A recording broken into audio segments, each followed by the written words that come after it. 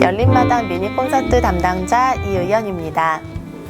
과천시 여성비전센터에서는 2017년도 5월부터 열린마당 미니 콘서트를 운영하고 있습니다.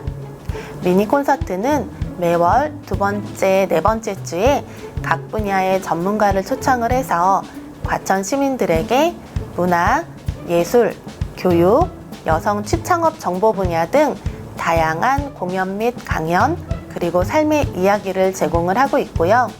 명사분들의 교육 및 삶과 직업 이야기를 들려주는 자리를 마련하고 있습니다. 오늘은 코로나로 인해서 여행 계획을 세우지도 못하고 있는 요즘 생각을 조금만 바꾸면 지금 이곳에서도 여행의 설레임을 느낄 수 있다는 특별한 여행법을 소개해 주실 최재원 작가님 모시고 작은 여행을 준비해 보도록 하겠습니다. 그러면 최재원 작가님 모시고 5번째 미니 콘서트 작은 여행 다녀오겠습니다를 시작해 보도록 하겠습니다. 안녕하세요. 과천시 여성비전센터 회원 여러분. 저는 작은 여행 다녀오겠습니다의 저자 최재원입니다. 오늘 과천시에 이렇게 초대받게 돼서 너무 감사하고 영광이고요. 여러분들 직접 마주 뵙고 제 이야기 들려드리면 더 좋을 것 같은데 아쉽게 이렇게 영상으로 인사드리게 됐습니다. 네, 다시 한번 인사드리겠습니다. 저는 최재원입니다. 네. 보통 이럴 때 박수가 나와 좀 힘도 없고 진행이 되는데 저도 살짝 민망하지만 그래도 너무 또 저를 뜨겁게 섭외해 주셔가지고 거기에도 감사한 마음에 오늘도 잘 저의 여행법 전달 드리도록 하겠습니다. 요즘 코로나 때문에 집에서 많이 계시고 또 학교에 못 가는 자녀분들도 있으시고 여러 가지로 고통받고 우울해지고 번아웃 되기 쉬운 그런 시대인 것 같습니다. 그리고 제가 과천에 와보니까 역시 공원에 도시답게 굉장히 숲도 우거지고 옆으로 관악산도 보이고 도심 공원이 아주 잘 조성되어 있어서 멀리 가지 않더라도 왠지 이곳에서라는 자연과 도시를 동시에 느낄 수 있는 그런 작은 여행을 할 수 있겠다라는 생각이 들어서 또 여러분들에게 오늘 제 이야기가 조금 더 와닿지 않을까 싶습니다. 생각보다 작은 여행은 내가 어느 동네에 살고 있는지도 꽤 중요하더라고요. 그럼 제 이야기 좀 들려드리겠습니다. 저는 작은 음반 기획사의 직장인이었어요. 음악을 만들고 뮤지션이 잘 음반 활동을 할 수 있게끔 서포트하는 그런 일종의 브랜드 매니저 같은 역할을 했었었는데요. 제가 10대, 20대 때 정말 하고 싶었던 일이었어요. 그래서 과천도 예술이 굉장히 유명하지만 또 음악으로 많이 알려져 있는 홍대에서 제가 조금 늦게 30살에 음반 기획사에서 음악 일을 시작했습니다. 그런데 생각보다 세상이 내 맘대로 되는 게 많이 없잖아요. 그래서 제가 좋아하는 일만 하면 세상이 다 행복하게 풀릴 줄 알았는데 그게 아니더라고요. 사람이 행복하게 살려면 물론 좋아하는 일도 해야 되겠지만 가족도 편안해야 되고 돈도 어느 정도 벌어야 되고 휴식 시간도 있어야 되고 뭐 교우 관계도 좋아야 되고 여러 가지 또 삶에서 필요한 충족 조건들이 있더라고요. 하지만 저는 그때 당시에 좀 힘들었던 시기를 보내고 있었어요. 일은 즐거웠지만 일 안에서 직장 관계도 사실 좋지가 않았고 너무 처음 하는 일이다 보니까 잘하기 위해서 매일 밤 늦게까지 노력을 하는데 별로 성과는 나오지 않으니까 굉장히 자존감도 떨어져 있었습니다.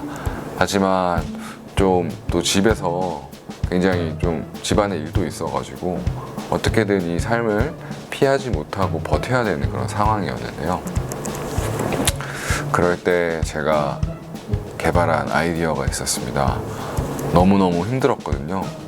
뭐 11시 넘어서 퇴근하고 잠을 자고 또 아침에 출근해서 하루 종일 음악을 만들고 그런 생활이 반복되다 보니까 분명히 내가 좋아하는 일이었는데 1년도 채 지나지 않아서 굉장히 번아웃이 오고 내 스스로가 누구였는지 내가 지금 뭘 하고 있는지 잘 기억이 안 나고 멍한 상태가 되더라고요.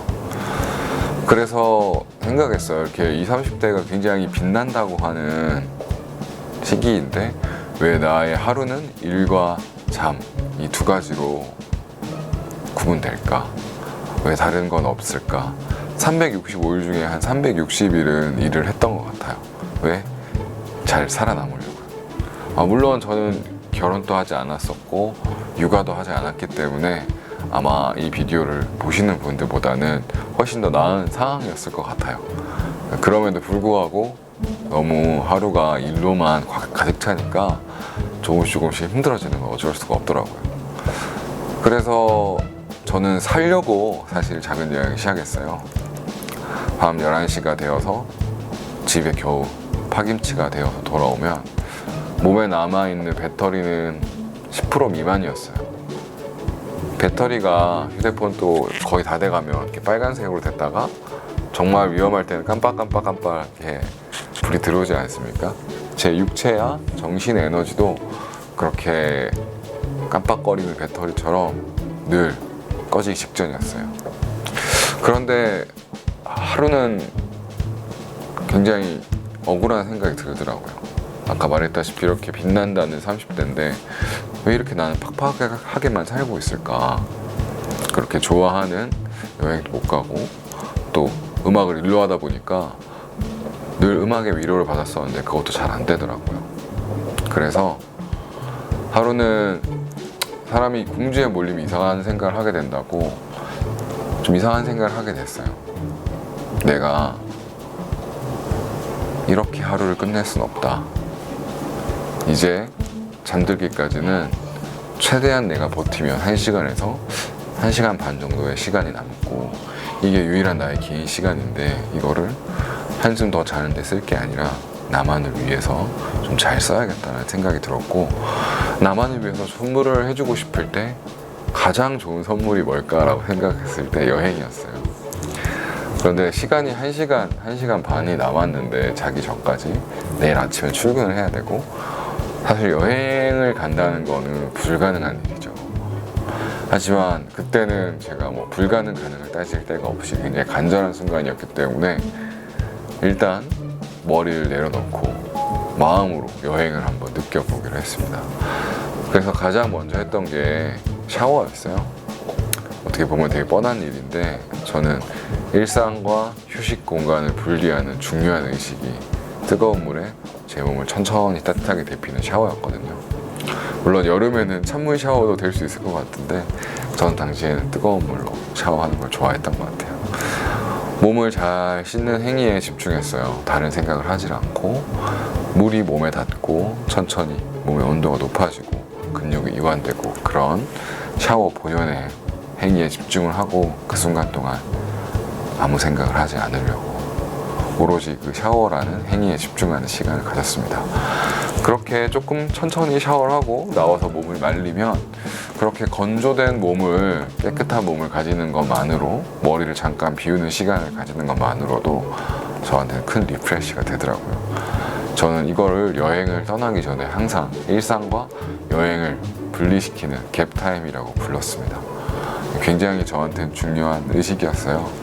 그리고 문을 잡고 신발을 신고 내게 가장 편안한 옷을 입고 모자를 눌러 쓰고 뭐 멋지게 보이는 옷이 아니라 내게 가장 편안한 옷을 입고 현관에 딱 섰습니다. 그리고 주문을 외웠어요. 이건 여행이다. 지금부터 여행이 시작된다. 내가 문을 열면 다른 세상이 펼쳐지고 나는 지금부터 여행을 떠나는 거다. 그러니까 약간 지금 생각해도 이상한 발상인데 그때는 그거밖에 답이 없었어요. 그리고 문을 열고 조금 더 이완된 몸으로 집 앞에 서서 공기를 느꼈습니다. 그 공기에 집중을 하면은요 생각보다 많은 정보들이 들어와요. 지금의 계절, 그리고 비가 온 다음 날의 냄새, 비가 오지 않은 날의 건조한 향기, 나무 향기, 도로 향기. 아, 내 집 주변에 이런 향기가 났구나. 그런 걸 느끼고 조금 더 흩어졌던 정신을 현재로 가져온 다음에 천천히 걷기 시작했습니다. 그때 제가 어떤 감성을 가지고 오려고 노력했냐면요.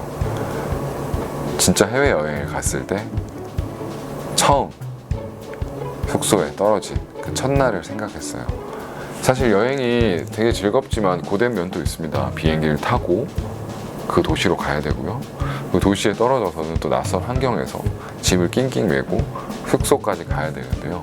그 숙소까지 가는 과정이 이제 낯설고 겁나기 또 짐도 많기 때문에 고된 과정이에요. 하지만 여행지 숙소에 도착하면 굉장히 안심이 되죠. 그리고 일단 씻습니다. 그리고 잠을 자야 되는데 사실 이 여행지가 내가 너무 소중하게 온 곳이기 때문에 바로 잠들지 않죠. 조금이라도 호텔이라도 둘러보고 혹은 이 근처라도 산책을 하면서 이 여행지 첫날이라도 내가 굉장히 알뜰하게 보내겠다라는 마음으로 주변을 많이 돌아보곤 했는데요. 그런 마음을 가졌어요. 왜? 이대로 잠들기 너무 아쉬우니까요. 그래서 저희 동네를 마치 여행지의 첫날처럼 걸어 다녔어요. 아, 저런 플라타나스 가로수가 과천에 있었네. 아, 양재천에서는 이런 소리가 났었구나. 지나가는 우리 센터의 직원분의 하늘색 원피스는 참 아름답구나. 우리 동네 신호등은 저렇게 깜빡이고 있었구나. 내 눈에 보이는 예쁜 것들이 천천히 걸으면 굉장히 많습니다. 그런 것들을 어떻게 보면 출퇴근 시간에 늘 지나쳤던 것들인데 조금 더 애정을 가지고 보게 됐어요. 왜냐면 저는 여행으로 온 여행자니까요. 그리고 조그마한 카페나 문구점이나 바 같은 데가 있으면 평소에는 그냥 많이 바쁘다는 핑계로 지나쳤어요. 하지만 여행을 왔으니까 저는 좀 더 제 욕구에 제 욕망에 끌리는 대로 행동이 하고 싶어졌어요. 그래서 평소 같았으면 좀 더 멋있게 입었을 때 들어갈 법한 상점들이나 바들도 그냥 들어갔습니다. 여행객들은 용감하잖아요. 왜냐면 이 도시에 평생 다시 올 수 없을 수 있기 때문에 여행자들은 용감합니다. 그렇게 카페에 용감하게 들어가서 점원과 인사를 나누고 한쪽 구석에 자리를 잡습니다. 근데 이때 저의 에너지는 평소와 많이 달랐던 것 같아요. 조금 더 시크해졌던 것 같습니다. 그 이유는 제게 남은 에너지, 그 배터리라고 표현했던 내 내면의 에너지가 얼마 남지 않았기 때문에 나처럼 회사에서처럼 늘 상대를 배려하고 친절한 사람이 되기 위해서 애쓸 에너지가 없었어요. 그 에너지를 오롯이 나에게만 쓰고 싶었기 때문에 그래야지 1시간, 1시간 반이라는 시간을 버틸 수 있었기 때문에 저는 그 에너지를 천천히 쓰기 위해서 조금 시크해졌어요. 모자를 푹 눌러쓰고 아는 사람이 있어도 인사를 안 하고 저만의 시간을 몰두했습니다. 그렇게 무심결에 손에 뻗어서 다니는 책을 읽기도 하고요. 또 종이를 점원에게 빌려서 혼자만의 일기를 쓰기도 했습니다. 그렇게 나의 욕구에 충실한 시간, 뭐 불멍, 물멍 이런 표현 쓰시잖아요. 그런 것처럼 일종의 저만의 멍 때리면서 제 안의 감정들, 제 안의 찌꺼기들 그렇게 좀 개워내고 정리하는 시간을 한 1시간 정도 가졌던 것 같아요. 그렇게 무의식의 흐름에 맞게 걷고 냄새 맡고 거리에 걷다가 앉고 싶은 벤치가 있으면 앉아서 하늘 보고 쓰고 싶은 글 있으면 쓰고 그렇게 하는 시간을 저만을 위한 시간을 가지니까 조금 더 살 것 같더라고요. 그래서 저는 밤마다 혼자만의 새벽 여행을 떠났어요. 수면 시간은 줄어들었지만 그 다음 날은 왠지 내가 아침에 일어날 때 내면의 에너지가 더 생기더라고요. 그 시간이 꼭 2년 정도 반복됐던 것 같아요. 제가 직장에서 이직을 하고 동료 관계 별로 안 좋았다고 했잖아요. 제가 에너지가 굉장히 굳어 있어서 그랬던 것 같습니다. 버텨야 되고 생존해야 되고 그렇게 애쓰고 사니까 저를 둘러싼 에너지가 굉장히 딱딱했고 저도 모르게 일하고 싶지 않은 동료가 되었더라고요. 그렇게 커뮤니케이션이 잘 안 되면 일이 잘할 수가 없겠죠. 하지만 제가 밤마다 작은 여행이라고 불렸던 혼자만의 심야 야행을 떠나고부터는 조금 더 밝은 사람이 됐습니다. 왜냐면 저는 밤마다 여행을 떠날 수가 있었기 때문이죠. 내가 혼자 스트레스를 풀 수 있는 곳이 있다고 생각하니까 조금 더 직장에서 쿨할 수 있는 사람이 됐어요. 그래서 뭐 재현 씨 이거 좀 하세요 하면 예전 같았으면 그 일을 왜 제가 해야 되죠? 옆에 팀에 놀고 있는 분도 있는데 왜 저한테 이 업무가 오는 거죠? 이렇게 곤두섰다면 여행을 지속하고부터는 좀 더 마음의 여유가 생겨서 제가 하겠습니다. 왜? 저는 끝나고 또 스트레스 풀러 여행 가면 되니까요. 그렇게 조금씩 회사에서도 관계가 풀리고, 관계가 풀리니까 일이 잘 되고, 일이 잘 되니까 제 삶도 많이 밝아졌습니다. 이 작은 여행은 저만의 숨구멍이었는데요. 시간이 지나면서 저만의 개발법을 따라 이 작은 여행은 점차 많이 발전하게 됐어요. 제가 앞서 말했던 것처럼 샤워를 하고 갭타임을 가지고 동네를 천천히 걸으면서 나만의 리프레시 시간을 가졌던 것은 이 작은 여행의 가장 기본이 되는 1단계입니다. 바로 우리 동네 여행하기라고 제가 붙인 건데요. 아마 여러분들도 누구나 쉽게 이 1단계 우리 동네 여행하기는 하실 수 있을 거예요. 자녀가 있으신 분들도 뭐 자녀를 재우거나 혹은 함께 가면서도 느낄 수가 있을 것 같아요. 대신 자녀분들에게 오늘은 엄마랑 같이 여행을 떠나보자 이렇게 이야기를 해주면 아마 자녀분들도 굉장히 신선해하고 오히려 더 아티스트 같은 눈으로 어른들이 못 봤던 세상에 대해서 알려줄 겁니다. 한 가지 팁이 있다면 휴대폰을 가지고 가지 않는 거예요. 그런 순간 있잖아요. 제가 혼자 카페에서 노트북을 하거나 뭐 어떤 그림을 그린다던가 나도 모르게 내가 뭔가 멋진 장면에 내가 있는 것 같아 라고 이런 느낌이 있으면 그걸 꼭 사진 찍고 싶고 이 순간을 남기고 싶고 혹은 SNS에 올리고 싶고 그런 욕망이 올라옵니다. 하지만 작은 여행 1단계에서 가장 중요한 거는 남을 데리고 가는 게 아니라 나를 데리고 가는 여행이거든요. 그래서 남의 시선을 의식하면 굉장히 나를 위해 집중했던 그 시간들이 흩어지고 굉장히 소모적으로 됩니다. 그래서 SNS에 올릴 거리를 만든 여행이 아니라 오롯이 나를 위해서 여행을 떠나기 위해서 휴대폰은 잠시 멀리 떨어뜨려 놓거나 에어플레인 모드로 바꿔놓는 걸 추천드려요.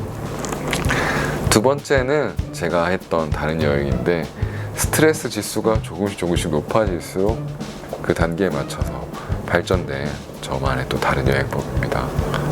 바로 옆 동네 여행하기인데요. 좀 이상하게 들릴 수 있겠지만 예를 들면 과천이면 서울대 공원이나 인덕원 이런 곳으로 여행을 떠나는 거죠. 마을버스로 갈 수 있는 범위가 전 옆 동네 여행하기에 가장 좋은 것이라고 생각하는데요. 여기에도 일화가 있습니다. 제가 365일 중에 360일을 일했다고 했잖아요. 그런데 어느 날 저에게 대체 휴가가 생긴 거예요. 월요일이었습니다. 대체 휴가를 어떻게 보내야 될까 생각할 틈도 없이 집에는 빨래가 엄청나게 쌓여 있더라고요. 그래서 빨래를 하는 게 여러분 저는 왜 그렇게 힘든지 모르겠어요. 직장에서 힘을 다 빼고 오면 저는 집안일 할 힘이 너무 없습니다. 집안일을 하시는 분들 정말 존경스러워요. 전 늘 빨래가 많이 밀려 있었는데 대체 휴가 때는 빨래라고 엉망인 집을 청소를 했어요. 벌써 4시가 됐더라고요. 노을이 지고 있었습니다. 저는 억울했지만 몸에 힘이 하나도 남지 않았어요. 오랜만에 청소를 하니까 너무 힘들더라고요. 근데 그 순간 눈물이 핑 돌았어요. 휴가인데 벌써 밤이 오고 있네. 난 한 게 빨래밖에 없는데 너무 억울하더라고요. 그래서 무작정 짐을 쌌습니다. 막 속옷 챙기고 칫솔 챙기고 이 해가 지기 전에 이 노을이 끝나기 전에 저는 여행을 가야 되겠더라고요. 안 그러면 억울해서 안 되겠더라고요. 그래서 가방을 싸면서도 무의식은 살아있었죠. 난 직장인이다. 내일은 출근을 해야 된다. 하지만 지금 여행을 가야겠어. 그래서 여행을 간 곳이 너무 재밌는데 버스로 한 15분 정도 거리의 옆 동네였어요. 그 옆 동네에 친한 게스트하우스 사장님이 있었습니다. 전화를 했죠. 저 형님 누굽니다. 저 오늘 하루 형님이 게스트하우스에서 자고 갈 수 있을까요? 물론 돈은 내겠습니다. 이상하게 생각하시죠. 자기 집이 있는 놈이 걸어서도 갈 수 있는 그 거리에 숙소에서 하룻밤을 잔다는 게 이상했죠. 왜? 뭐 여자친구랑 올까? 아니요, 저 혼자 갈 겁니다. 그러니까 이상한 놈이네. 왜 혼자 여기서 집이 있는 놈이 저 오늘 좀 밖에서 자고 싶어서요. 제가 그래도 될까요? 뭐 안 될 게 없죠. 그분 돈을 버는 사람이니까. 그렇게 해서 지하철 한 정거장 옆 동네로 여행을 갔어요. 그곳이 마포구 연남동이었어요. 저는 마포구 합정동에 살고 있었고 정말 걸어서 갈 수 있는 곳이었는데, 연남동은 유명한 도심 관광지였죠. 술집도 많고 카페도 많고 많은 사람들이 또 일도 하는 오피스 상권이기도 하고요. 그래서 저도 마포구 연남동을 수도 없이 갔습니다. 그런데 숙소를 잡으니까 그날따라 내가 알던 연남동이 아니라 어디 멀리 홍콩에라도 여행 온 것 같더라고요. 내가 오늘 밤 자고 갈 곳이 있다고 생각하니까 왠지 마음이 굉장히 편안해지고 훨씬 더 작은 여행자의 시선으로 동네를 바라볼 수 있게 됐어요. 우선 제가 최소 5번 이상 갔던 바가 있었는데요. 무심결에 걷다가 처음 보는 되게 예쁜 꽃이 우리점이 있길래 혼자 들어갔습니다. 사장님에게 반갑게 인사를 하고요. 여행을 왔기 때문에 또 음식 빠질 수 없죠. 맛있는 음식을 혼자 시켜서 맥주를 한 잔 시켰어요. 그리고 곰곰이 생각해 보니까 제가 이곳이 처음 온 곳이 아니라 최소한 5번 이상 왔던 곳이란 걸 알게 됐어요. 정신없이 퇴근하고 스트레스 풀기 위해 술을 마셨을 때는 사실 이 공간이 어떤 곳인지는 상관없었어요. 그냥 들어갔었죠. 근데 여행을 오니까 내가 왔던 이 곳이 너무나 아름다운 그런 상가였던 거예요. 처음으로 대표님 얼굴을 봤습니다. 인사를 드렸고 대표님이 아주 잘생겼다는 걸 알게 됐고 요리도 더 맛있게 느껴졌고요. 맥주 한 잔에도 엄청나게 스트레스가 풀리고 막 기분이 좋아지더라고요. 그러면서 바깥 풍경을 이렇게 보는데 사람들의 얼굴이 보였어요. 신기하게 집중을 하게 되더라고요. 우리 여행 가면 신기하게 사람 얼굴 보게 되고 옷차림 보게 되고 막 신호등이나 건널목 같은 것도 보게 되잖아요. 왜? 그게 우리가 익숙한 일상과 다르니까요. 근데 그날은 제게 마치 해외여행자가 된 것 같은 시선이 찾아왔어요.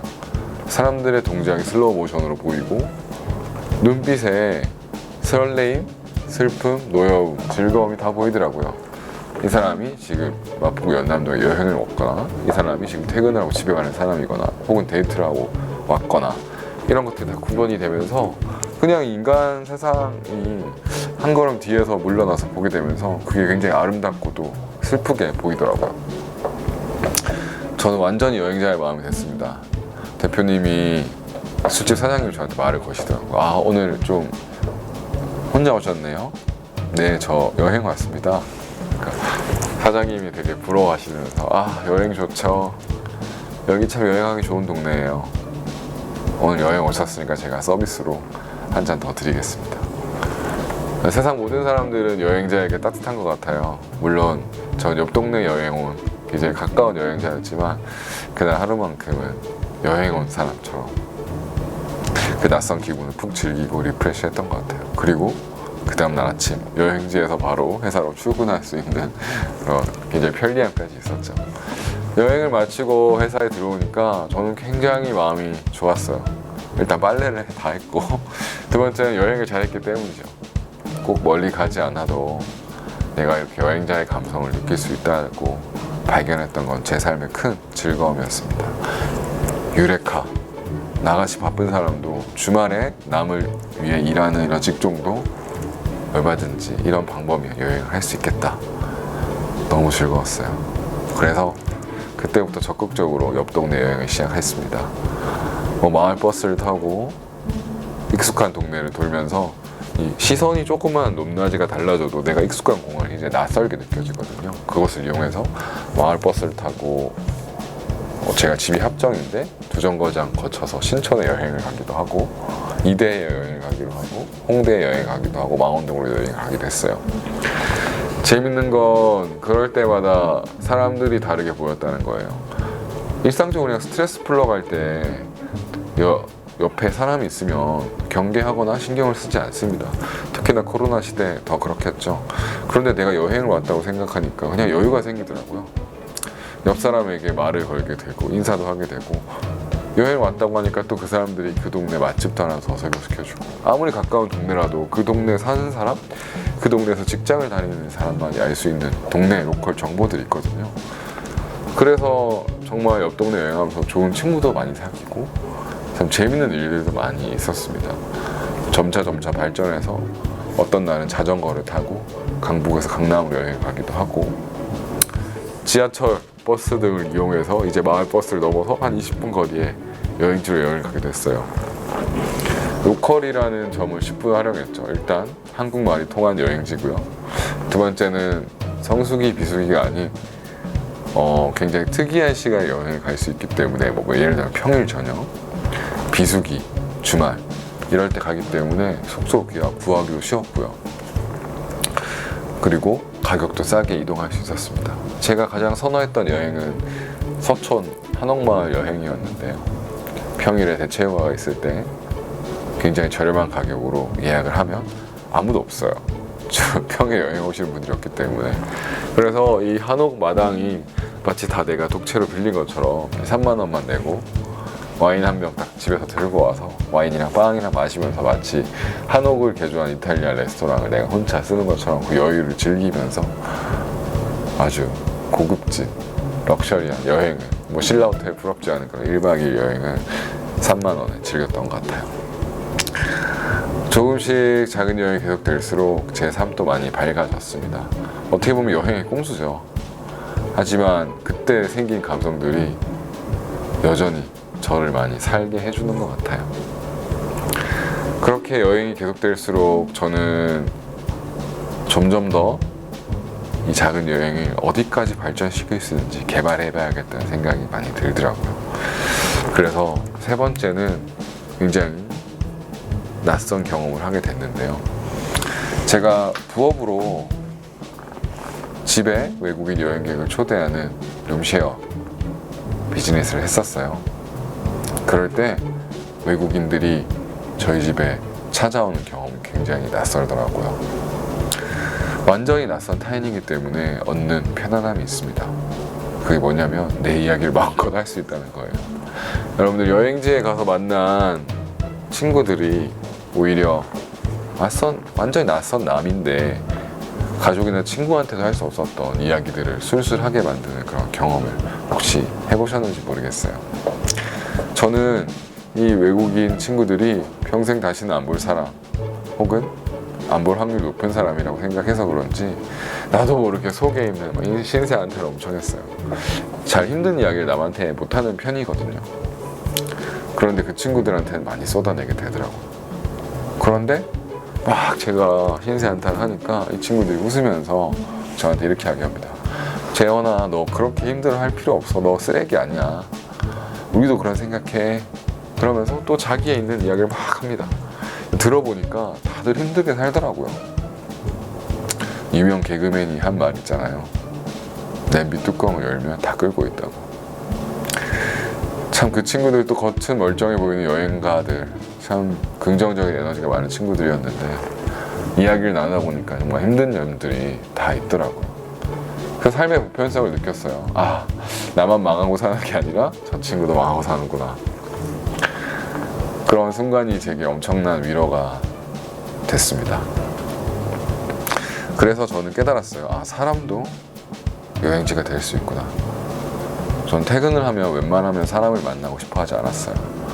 더 이상 내 에너지를 남한테 뺏기고 싶지 않았기 때문이죠. 그런데 낯선 사람이라고 생각을 하고 또 나의 가장 취약점이라고 생각했던 것을 꺼내는 이런 깊은 대화를 하니까 오히려 그 과정에서 공감을 통한 깊은 스트레스 해소와 치유가 있더라고요. 저희 집에 오래 머물렀던 독일인 가정의학과 전문의 루카스라는 친구가 있었어요. 무려 한 3개월 정도를 저와 함께 살았었는데 이 친구는 제가 이렇게 여행가들과 깊은 인생의 대화를 나누는 걸 보고 이건 굉장히 치유 효과가 높은 치료법으로서 독일에서는 굉장히 트렌드한 학문이 되고 있다고 알려줬어요. 네, 그렇게 낯선 사람하고 또 제 삶의 대화를 나눈다는 게 저에게는 큰 치료와 힐링이 됐습니다. 알고 보니까 정말 유럽에서 많은 분들이 치료로 사용하고 있는 대화법이더라고요. 저와 루카스는 한국과 독일을 오가면서 우정을 계속 쌓았는데요. 그러면서 이렇게 대화하는 것을 쉽게 의학적 용어가 아닌 라이프 쉐어라고 부르기로 했어요. 저는 이 라이프 쉐어에 푹 빠져서 그 뒤로 오는 외국인 친구들하고 항상 이 라이프 쉐어를 했습니다. 그러다 보니까 제 삶이 그 사람에게 투영되고 그 사람의 삶이 또 저에게 투영되어서 이 사람 여행이라는 것을 제대로 즐기게 됐어요. 이 라이프 쉐어를 깊게 하게 되면 어떤 현상이 펼쳐지냐면요, 굉장히 재밌습니다. 정말 멀리 가지 않아도 세계 여행을 할 수 있어요. 제가 10년 동안 한 동네에 살았는데, 예를 들면 이 과천에 있는 양재천을 걷는데 마치 이곳이 이탈리아 베네치아의 거리처럼 느껴지는 거예요. 제가 이탈리안 남자와 굉장히 깊게 이 라이프 쉐어를 하면은 이상하게 그 사람의 세계가 저에게 스며들어서 굉장히 같은 동네도 굉장히 이국적으로 느껴져요. 아, 저런 거리에서 술 마시는 아저씨들은 우리 동네에도 있어. 아, 이런 조그마한 상점들은 우리 동네에도 있어. 이런 이탈리아 억양 강한 영어로 막 이야기를 하다 보면요, 저도 모르게 저희 동네가 굉장히 이질적으로 느껴집니다. 전 그 기분이 너무 좋더라고요. 그때부터 이 작은 여행 세계관이 완성됨을 느꼈어요. 아, 내가 여행 가지 않아도 누군가를 내 일상에 초대하는 것만으로도 내 일상이 굉장히 이렇게 다채롭게 바뀌는구나. 그리고 내가 여행을 온 사람처럼, 우리 여행 가면 누구나 좋은 사람 되잖아요. 여유 있고 돈 쓰고 그날만큼 행복하고. 저도 그런 여행자의 마음으로 마음을 열고 낯선 사람들에게 저를 보여주니까 그 사람도 경계를 풀고 자기 안에 있는 세계를 저에게 마음껏 보여주더라고요. 이렇게 서로 마음을 한번 통하는 라이프 쉐어를 하게 되면은요, 경계하던 사람은 경계를 풀고, 긴장하던 사람은 긴장을 이완하고, 남에게 줄 수 없는 사람들도 얼마든지 내 것을 타인에게 줄 수 있는 그런 기버가 됩니다. 저는 이 경험이 제 삶을 많이 바꾸게 했어요.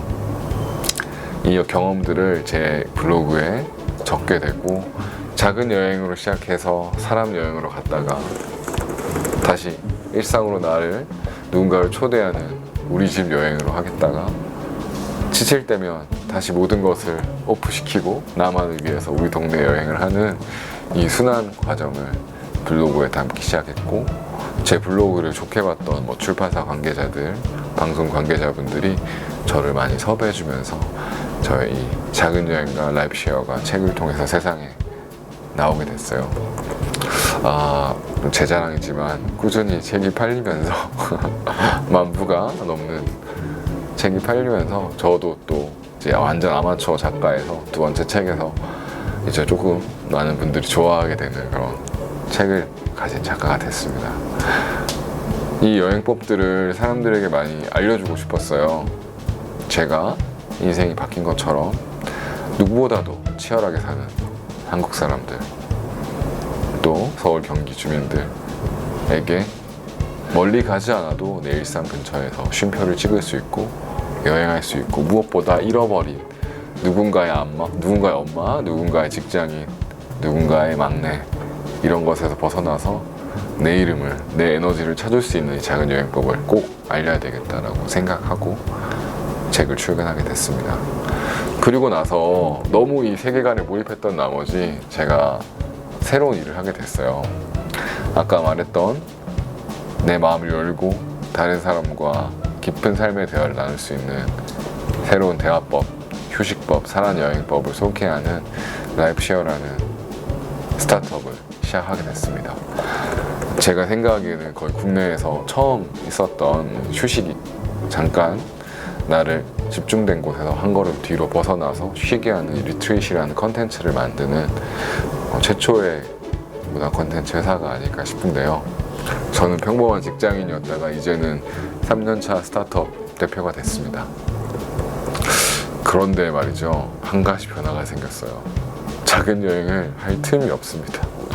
직장인일 때에는 그나마 퇴근을 하고 오프를 시킬 수 있는 어떤 장치가 있었어요. 왜냐면 남의 회사고 나의 일이 아니니까요. 물론 엄청 애정을 쏟았지만 직장인이라는 것은 퇴근을 할 수 있다는 게 있더라고요. 하지만 제가 제 일을 하게 되니까 머릿속에는 온통 일로 가득 차서 자다가도 아이디어가 생각나면 벌떡 일어나서 일을 몇 시간씩 하고 이렇게 되는 생활이 되더라고요.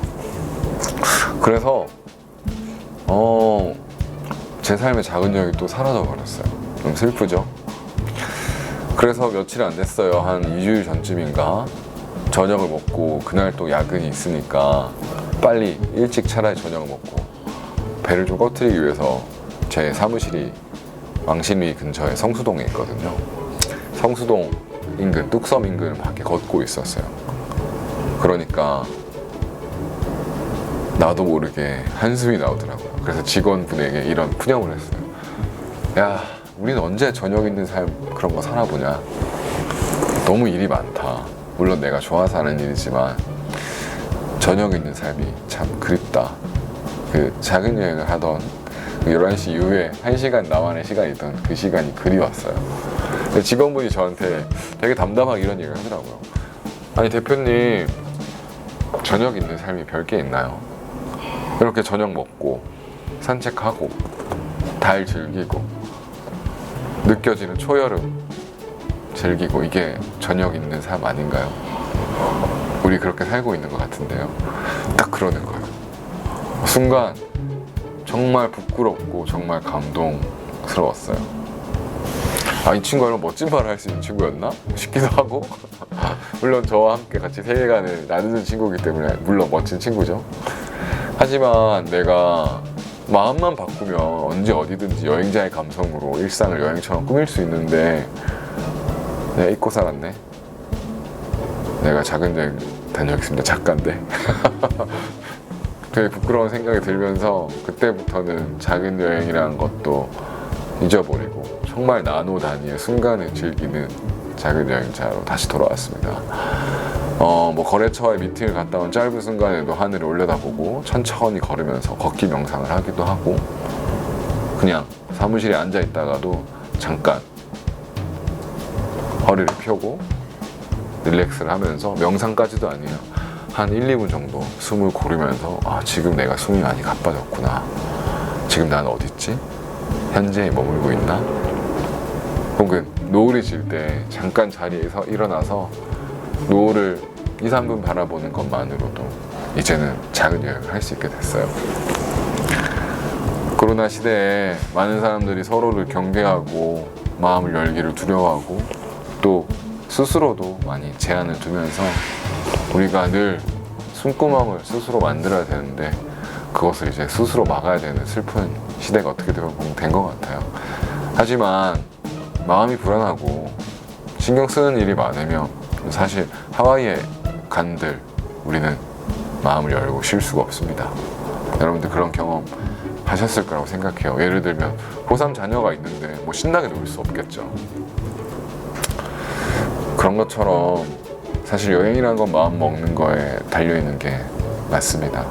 여러분도 일상이 팍팍하고 마스크도 답답하고 경계도 막 짓고 사람들끼리 모임도 하지 말라고 국가에서 권고도 하고 하지만 나만의 시간, 나를 산책시킬 수 있는 하루에 3분, 5분